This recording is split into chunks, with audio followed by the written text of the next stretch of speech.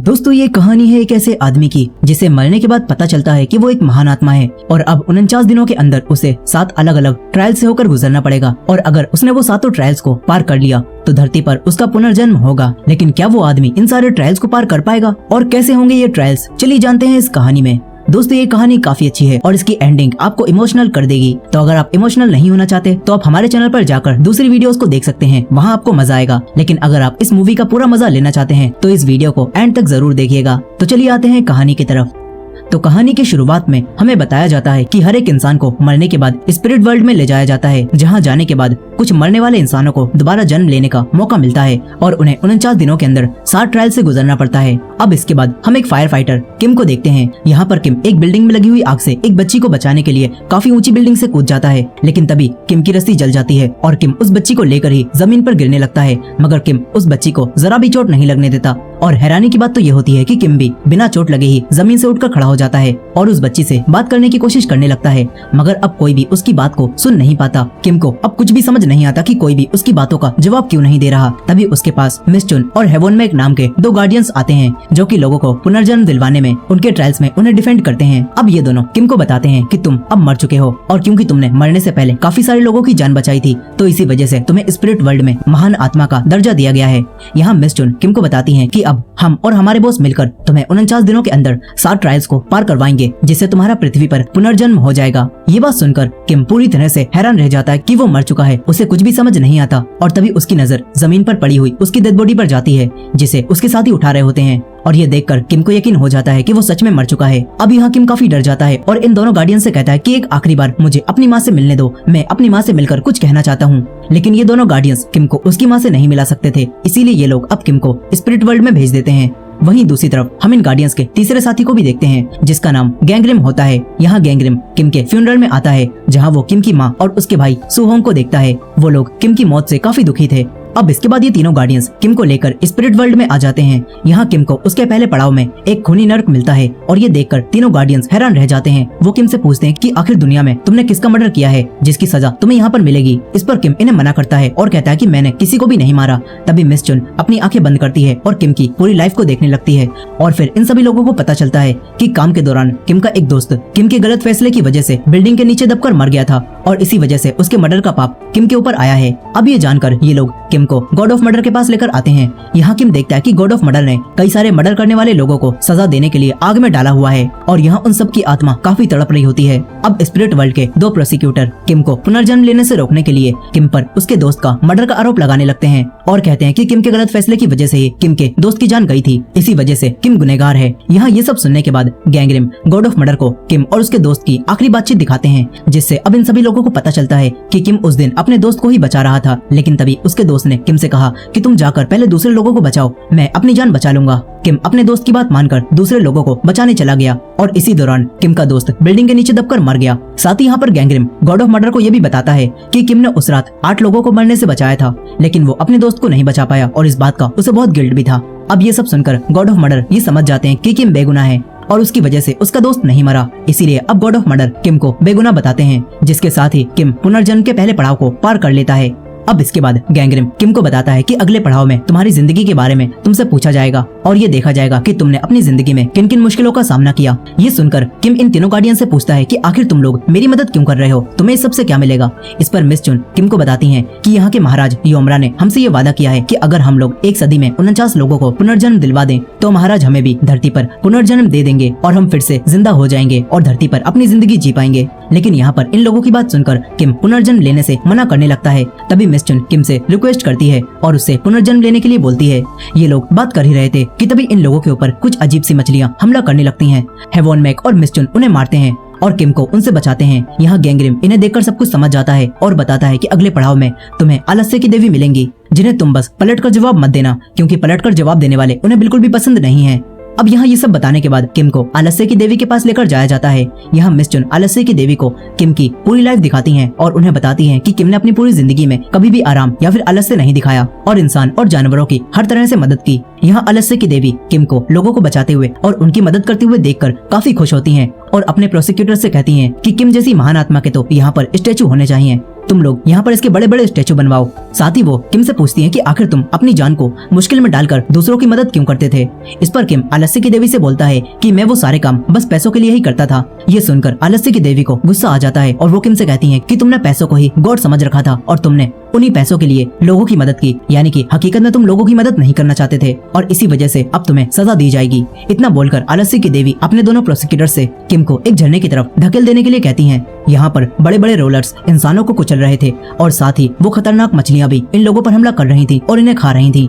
ये देखकर किम काफी डर जाता है। तभी गैंगरिम और हेवन मैक वो किम की नाव को झरने में जाने से रोकते हैं और आलस्य की देवी को बताते हैं कि किम ने अपनी जिंदगी में पैसे कमाने के लिए बहुत सारे काम किए हैं। उसने कभी भी आराम नहीं दिखाया और इन सारे पैसों को वो अपनी जिंदगी में इसीलिए अहमियत देता था क्योंकि किम के घर में कोई भी कमाने वाला नहीं था और किम ने अपनी बीमार माँ के इलाज और अपने छोटे भाई की पढ़ाई के लिए ही इतने सारे काम करके पैसे कमाए थे। असल में उसका मकसद अपने घर वालों की मदद करना था। ये सब जानकर आलस्य की देवी समझ जाती है कि किम अपने परिवार को पालने के लिए ही पैसों को इतनी अहमियत देता था। इसी वजह से अब आलस्य की देवी किम को छोड़ देती हैं और इस तरह किम का दूसरा पड़ाव भी पार हो जाता है। अब ये सभी लोग विश्वासघात नर्क की तरफ जाने लगते हैं, जहाँ किम की जिंदगी के सारे झूठों को देखा जाएगा और उसे इस हिसाब से सजा मिलेगी कि उसने अपनी जिंदगी में कितने झूठ बोले।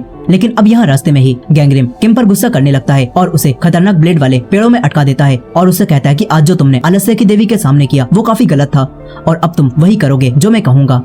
इसके बाद हेवन मैक उन पेड़ों से छुड़ा देता है। वो किम को बताता है कि अगर तुम इन सभी ट्रायल्स को पार करके पुनर्जन्म लेने के लिए तैयार हो गए तो तुम अपनी माँ के सपनों में जाकर उनसे मिल सकते हो और फिर तुम उनसे वो बात कह सकते हो जो तुम उनसे कहना चाहते हो। ये सुनकर किम काफी खुश होता है और वो भी अब जल्दी जल्दी इन पड़ावों को पार करने के बारे में सोचने लगता है। अब ये तीनों एक नाव में बैठकर अगले पड़ाव की तरफ जाने लगते हैं, लेकिन तभी रास्ते में कुछ नर्क के मॉन्स्टर्स इन पर हमला करने लगते हैं और अब समय भी काफी तेजी से चल रहा होता है। ये देखकर गैंगरिम किम को बताता है कि ये सब कुछ इसलिए हो रहा है क्योंकि अब तुम्हारे परिवार में से कोई और भी मर गया है और वो मरने के बाद क्रोधित आत्मा बन गया है। यहाँ अब गैंगरिम और हेवन मैक दोनों उन मॉन्स्टर्स का सामना करते हैं और उन्हें मारने लगते हैं। तभी हेवन मैक अपनी तलवार से एक पहाड़ को तोड़ देता है जिससे सारे मॉन्स्टर्स उसके नीचे दबकर मर जाते हैं। इसके बाद हेवन मैक भी किम को बताता है कि तुम्हारे घर वालों में से कोई मरते समय जरूर तुमसे नाराज था और अब वो क्रोधित आत्मा बनकर तुमसे बदला ले रहा है और अगर हमने जल्दी उसे शांत नहीं कराया तो वो तुम्हें ऐसे ही परेशान करता रहेगा। ये सुनकर अब किम भी काफी परेशान हो जाता है। उसे कुछ भी समझ नहीं आता कि आखिर उसकी माँ और उसके भाई में से कौन मर चुका है। यहाँ अब गैंगरिम मिस्चन और हेवन मैक से किम का ध्यान रखने के लिए बोलता है और खुद उस क्रोधित आत्मा का पता लगाने के लिए रियल वर्ल्ड में आ जाता है। यहाँ सबसे पहले गैंगरिम किम के ऑफिस में आता है और अपनी पावर से कुछ समय पहले हुआ सब कुछ देखने लगता है। तभी गैंगरिम को यह पता चलता है कि किम के मरने के बाद उसकी माँ और उसका भाई किम का सामान ऑफिस से वापस ले जाने आए थे, लेकिन यहाँ पर किम का भाई सुओंग अपनी माँ पर ही गुस्सा कर रहा था क्योंकि उसे ऐसा लगता था कि किम ने कभी भी उनके लिए कुछ भी नहीं किया और तभी उसकी माँ सुहोंग से ज्यादा किम से प्यार करती थी। इस तरफ किम भी मिस्चन को बताता है कि मेरी माँ बोल नहीं सकती और इसी वजह से हम कभी भी उनकी आवाज को नहीं सुन पाए। वहीं दूसरी तरफ गैंगरिम अब किम के घर में आता है जहां उसे किम का पुराना पौधा दिखाई देता है जो कि उसकी माँ ने उसकी आखिरी निशानी समझकर अपने घर में रख रखा था। यहाँ गैंगरिम को अपनी पावर से समय में पीछे जाकर ये पता चल जाता है कि उसके घर वालों में सुहोंग ही किम से गुस्सा था और इसी वजह से वो गुस्से में अपने घर से वापस आर्मी कैंप चला गया था। ये सब देखकर अब गैंगरिम सुहोंग के आर्मी कैंप में जाने लगता है, लेकिन तभी किम की माँ यहाँ पर आ जाती हैं और वो गैंगरिम को देख पा रही थी। ये देखकर गैंगरिम अब उनसे झूठ बोलता है और कहता है कि मैं यहाँ पर किम की मौत के बारे में सुनकर आया हूँ क्योंकि एक बार किम ने अपनी जान खतरे में डालकर मेरी जान बचाई थी। ये सुनकर अब किम की माँ गैंगरिम को गले लगाकर रोने लगती हैं और ये देखकर गैंगरिम भी काफी इमोशनल हो जाता है। तभी गैंगरिम को सुहोंग की आत्मा इसी घर में दिखाई देती है और हमें पता चलता है कि किम का भाई सुहोंगी मरने के बाद वो क्रोधित आत्मा बन चुका है, यानी कि किम का भाई मर चुका है। यहाँ पर गैंगरिम सुहोंग की आत्मा के पीछे जाता है और उससे पूछता है कि आखिर तुम्हारी मौत कैसे हुई और कहाँ पर हुई, लेकिन सुहोंग गैंगरिम को कुछ भी नहीं बताता और वो भागने लगता है। गैंगरिम उसे पकड़ने की कोशिश करता है, लेकिन सुहोंग की आत्मा काफी ज्यादा पावरफुल थी और वो आसानी से गैंगरिम को चकमा दे देता है और यहाँ से भाग जाता है। तभी एक बूढ़े आदमी को भी गैंगरिम दिखाई देता है और वो बूढ़ा आदमी ये समझने लगता है कि अब उसका टाइम आ गया है। वो कहता है कि मेरा मरने का समय आ चुका है और मुझे अभी से ही यमराज दिखने लगे हैं। वहीं दूसरी तरफ कुछ और मॉन्स्टर्स फिर से किम और इन दोनों गार्डियंस पर हमला करने के लिए आने लगते हैं, लेकिन तभी यहाँ पर स्पिरिट वर्ल्ड के किंग योमरा आ जाते हैं जिन्हें देखकर सारे मॉन्स्टर्स यहाँ से भाग जाते हैं। यहाँ अब योमरा हेवन मैक से पूछते हैं कि आखिर इस इंसान ने नर्क के मॉन्स्टर्स को कैसे जगाया। इस पर हेवन मैक योमरा को बताता है कि किम के परिवार में से कोई मरकर क्रोधित आत्मा बन गया है और उसी को रोकने के लिए हमारे बॉस गैंगरिम धरती पर गए हुए हैं। यहाँ हेवन मैक योमरा को ये भी बताता है कि गैंगरिम उस इंसान की बॉडी को जला देंगे जिससे उसकी आत्मा शांत हो जाएगी। लेकिन ये सारी बातें सुनकर किम को काफी गुस्सा आ जाता है। वो सोच रहा होता है कि उसकी माँ ही मर चुकी है और अब योमरा उसकी माँ की आत्मा को खत्म करवाना चाहते हैं। ये सोचकर अब किम योमरा पर हमला करने लगता है, लेकिन यहाँ किम को इस बात की बिल्कुल भी खबर नहीं होती कि उसकी माँ तो अभी जिंदा है, लेकिन उसका भाई मरकर एक क्रोधित आत्मा बन गया है। अब यहाँ हेवन मैक किम को किसी तरह से शांत करा देता है। यहीं किंग योमरा भी हेवन मैक से कहते हैं कि उस क्रोधित आत्मा को जल्दी से खत्म कर दो, वरना मैं ही उस आत्मा को खत्म कर दूंगा। वहीं दूसरी तरफ अब गैंगरिम सुहोंग के आर्मी कैंप में आता है ताकि वो ये पता लगा सके कि आखिर किम के भाई की मौत कैसे हुई और उसकी बॉडी कहाँ पर है। यहाँ पर गैंगरिम को कुछ लोगों से बात करके पता चलता है कि सुहोंग ने अपने भाई किम की मौत की वजह से ही आर्मी छोड़ दी है, लेकिन गैंगरिम समझ जाता है कि ये सब झूठ है और जिसने भी किम के भाई को मारा है उसने ही ये झूठ फैलाया है कि उसके भाई ने आर्मी छोड़ दी है। अब यहाँ पर गैंगरिम अपनी पावर से एक बार फिर से आर्मी बेस का कुछ समय पहले का सीन देखता है, जहाँ उसे सुहोंग अपने जूनियर के साथ काफी खुशी से बात करता हुआ और गाना गाता हुआ दिखाई देता है। गैंगरिम ये सब देख ही रहा होता है कि तभी उसे प्रेजेंट टाइम में वही जूनियर डोंग दिखाई देता है, जो अपने कर्नल से कहता है कि अब मुझे इस जगह पर अच्छा नहीं लग रहा और मैं यहाँ से जाना चाहता हूँ। गैंगरिम ये समझ जाता है कि डोंग और ये जनरल कुछ तो छुपा रहे हैं। अब गैंगरिम एक ऑफिसर का रूप लेकर सुहोंग के कर्नल से मिलता है। वहीं दूसरी तरफ किम को तीसरे पड़ाव पर लाया जाता है, जहां किम के झूठ और सच को देखा जाना था। यहाँ अब स्पिरिट वर्ल्ड के वही दोनों प्रोसिक्यूटर सच की देवी को एक लेटर दिखाते हैं और बताते हैं कि किम ने अपने मरे हुए दोस्त की बेटी को ये लेटर लिखे थे और इन लेटर्स में किम ने अपनी दोस्त की बेटी से उसका डैड बनकर बात की थी और उसे ये एहसास कराया था कि उस बच्ची के डैड अभी भी जिंदा हैं। वो दोनों प्रोसिक्यूटर सच की देवी को कई सारे और लेटर्स भी दिखाते हैं और कहते हैं कि इन सभी में किम ने कई सारी झूठी बातें लिखी हैं, लेकिन किम ने ये सारी झूठी बातें आखिर क्यों लिखी ये हमें कहानी में आगे पता चलेगा। खैर अब ये सब देखकर सच की देवी, जो कि एक छोटी बच्ची होती है, वो हैरान रह जाती है और यहाँ पर हेवन मैक को भी किम के इतने सारे झूठों पर काफी गुस्सा आता है और वो किम से पूछता है कि आखिर तुमने इतने सारे झूठे लेटर्स उस बच्ची को क्यों लिखे। इस पर अब किम इन लोगों को बताता है कि मुझे अपने दोस्त के मरने से काफी बुरा लग रहा था और उसकी बेटी काफी छोटी थी और मैं उसे उदास नहीं देख सकता था, इसीलिए मैंने उसे ये लेटर्स लिखे और उसे ये एहसास दिलाया कि उसके डैड अभी भी जिंदा हैं।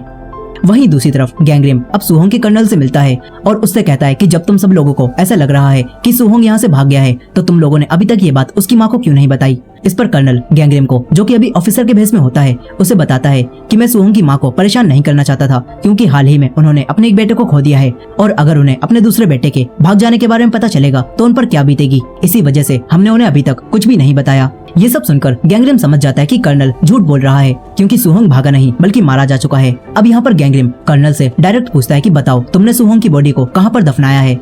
ये सुनकर कर्नल हैरान रह जाता है।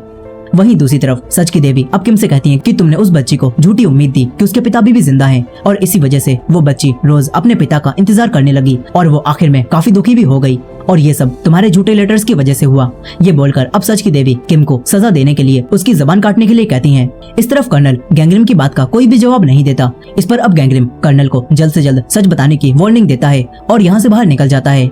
फिर वो मिस चुन से स्पिरिट वर्ल्ड को दिखाने के लिए कहता है और अब गैंगरिम सारे हालात देखने के बाद मिस चुन को किम को डिफेंड करने के लिए कहता है और मिस चुन को पीछे से सब कुछ बताने लगता है। इसके बाद मिस चुन सच की देवी को एक बार फिर से किम के लिखे हुए वही सारे झूठे लेटर्स दिखाती हैं और बताती हैं कि किम ने ये सारे लेटर्स उस बच्ची के लिए नहीं लिखे थे, बल्कि इसमें कई सारे ऐसे लेटर्स भी मौजूद हैं जो कि किम ने अपनी माँ को लिखे थे और किम ने इन लेटर्स में ऐसा दिखाया था कि वो अपनी लाइफ में काफी खुश है और इसी वजह से किम की माँ, जो कि बीमार थी और उनके पास जीने की कोई भी उम्मीद नहीं थी, उन्हें ये लेटर्स पढ़ने के बाद जीने की उम्मीद मिल गई थी और उनकी बीमारी भी ठीक हो गई थी। मिस चुन कहती हैं कि किम बस अपनी माँ और उस बच्ची के जीवन को अच्छा करना चाहता था और इसी वजह से उसने ये सारे झूठे लेटर्स लिखे थे। ये बात सुनकर अब सच की देवी ये समझ जाती हैं कि किम उस बच्ची को अच्छा फील ही कराना चाहता था और इसी वजह से वो ये सब कुछ कर रहा था।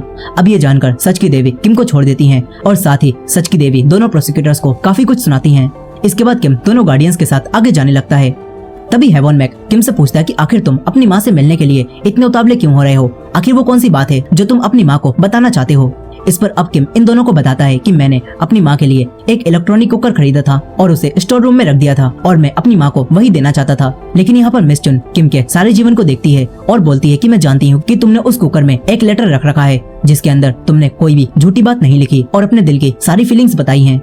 खैर अब यहाँ पर गैंगरिम अपनी शक्तियों से किम और दोनों गार्डियंस के सामने आता है और वो किम को बताता है कि तुम्हारी माँ अभी भी जिंदा है। साथ ही गैंगरिम किम से झूठ भी बोलता है और कहता है कि तुम्हारा भाई भी बिल्कुल ठीक है। लेकिन यहाँ गैंगरिम अपने दोनों साथियों को सच बता देता है और कहता है कि सुहोंग मर चुका है और वही एक क्रोधित आत्मा बन गया है। इसके बाद अब गैंगरिम अपनी पावर से सुहोंग की पीछे की लाइफ को देखता है, जहाँ पर सुहोंग ड्यूटी के दौरान डोंग को समझा रहा था और सुहोंग कहता है कि तुम मेरे भाई की मौत से इतना परेशान मत हो और उसे भूल जाओ जैसे कि मैं उसे भूल चुका हूँ। यहाँ ये बोलकर सुहोंग अपने दोस्त डोंग को गले लगाने लगता है और तभी डोंग अपनी राइफल को ठीक करता है, लेकिन तभी डोंग से गलती से गोली चल जाती है और वो गोली सुहोंग के लगती है और इस तरह सुहोंग की मौत हो जाती है। सुहोंग का दोस्त डोंग ये सब देखकर काफी डर जाता है। वो तुरंत ही अपने कर्नल को फोन करके यहाँ पर बुलाने लगता है।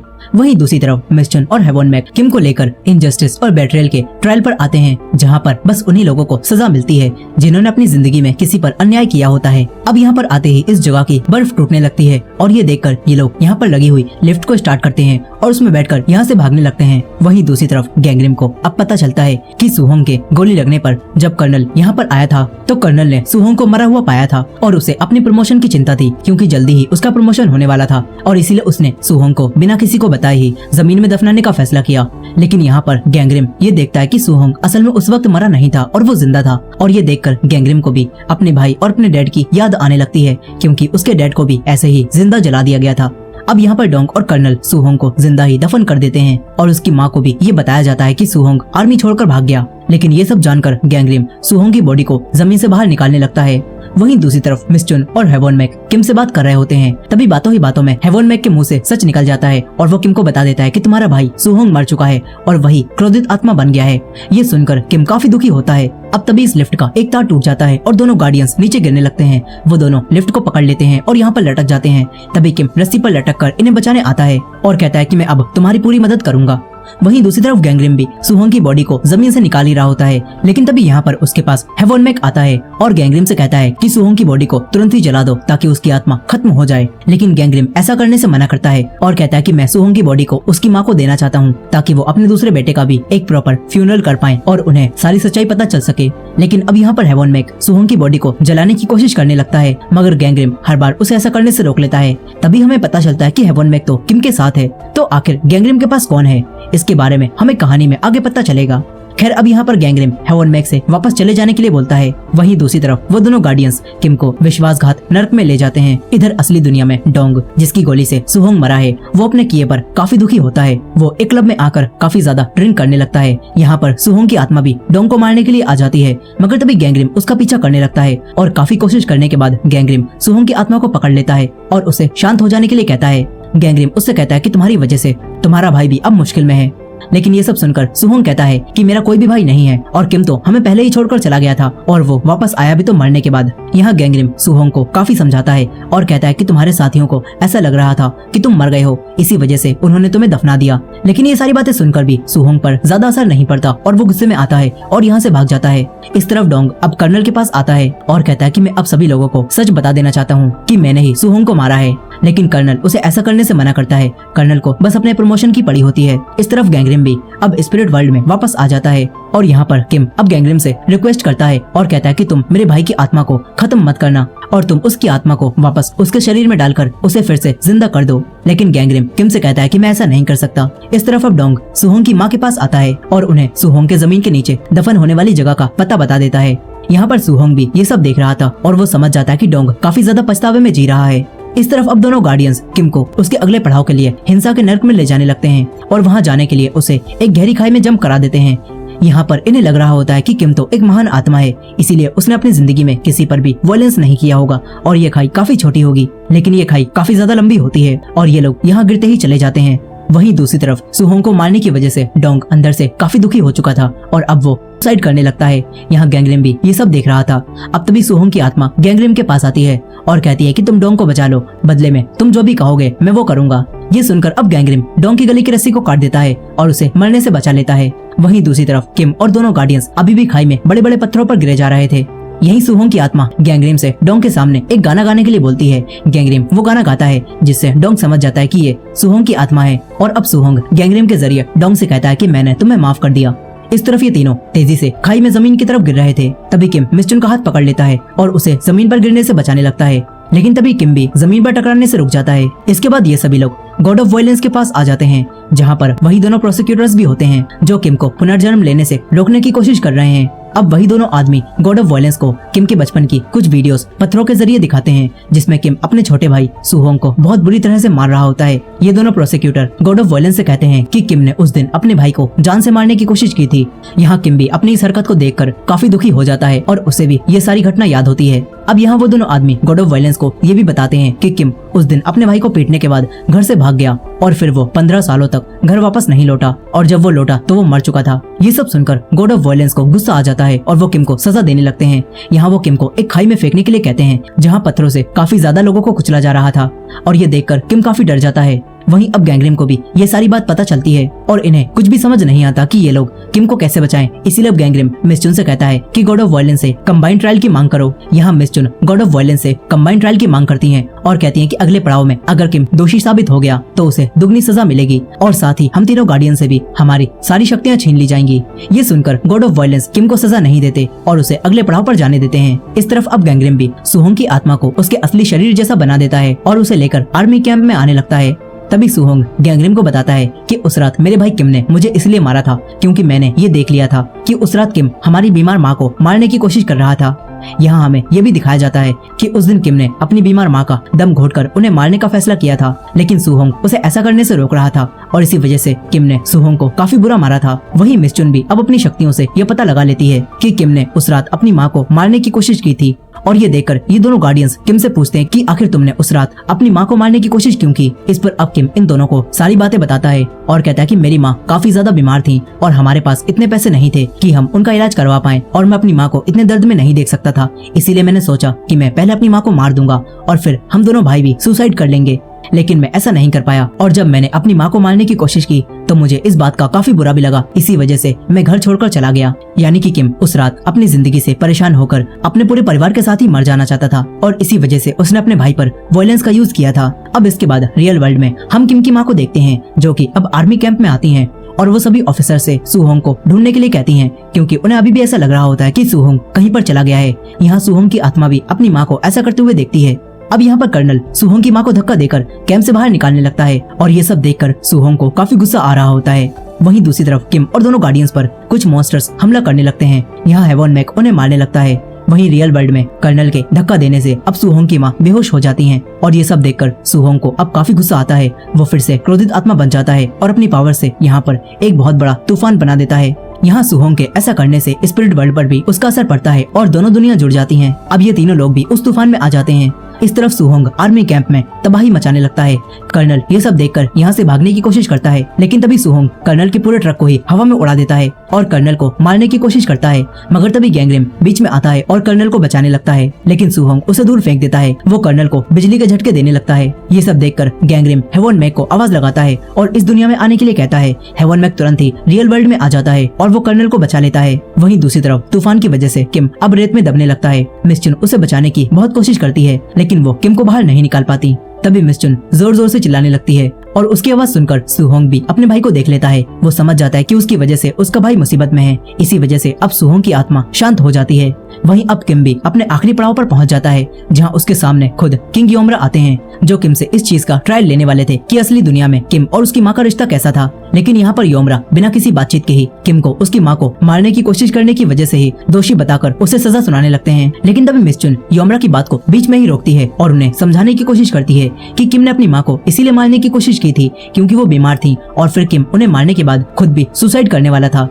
साथ ही मिस चुन योमरा को ये भी बताती हैं कि किम ने अपनी माँ को जिस टाइम मारने की कोशिश की उस समय पर वो बेहोश थी और उन्हें इस बारे में कुछ भी नहीं पता। लेकिन मिस चुन की ये सारी बातें सुनकर योमरा इन्हें कर्म के आईने में उस समय का दृश्य दिखाते हैं, जहाँ पर जब किम अपनी माँ को मारने की कोशिश कर रहा था तो उस वक्त इनकी माँ बेहोश नहीं थी और वो सब कुछ जानती थी। ये सारी बातें जानकर किम भी काफी ज्यादा दुखी हो जाता है और वो सोचता है कि उसकी माँ को उस रात के बारे में सब कुछ पता था, लेकिन फिर भी उसकी माँ ने कभी भी इसके बारे में किसी को कुछ नहीं बताया और वो हमेशा किम के घर वापस आने का इंतजार करती थी। यहाँ ये सब जानकर किम कहता है कि मैं सजा के ही लायक हूँ, मुझे सजा मिलनी ही चाहिए, मैंने अपनी माँ के साथ बहुत गलत किया।